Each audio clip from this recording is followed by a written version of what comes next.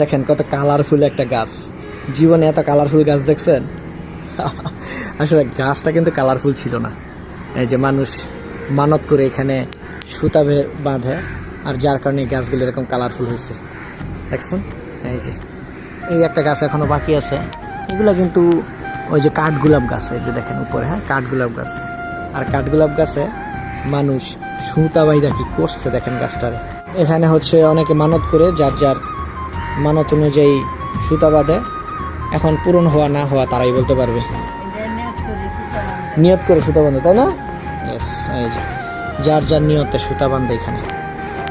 এইটা হচ্ছে বাইজিদ বোস্তামি রহমতুল্লাহ এর মাজার শরীফ। গাছে শীত লাগবে না, এত মোটা করে বাঁধছে মানুষ।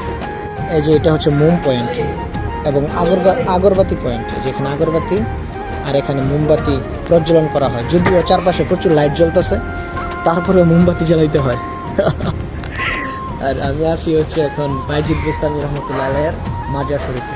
এই যে এখানে কিছু কবর আছে, আর মূল কবরটা হচ্ছে এইটার ভিতরে। হ্যাঁ, তো এইটার ভিতরে ভিডিও করা নিষেধ, এই জন্য আমি ওইদিকে ক্যামেরাটা ধরছি না, যেহেতু নিষেধ এই জন্য ওইদিকে ধরবো না, আইন মানা উচিত।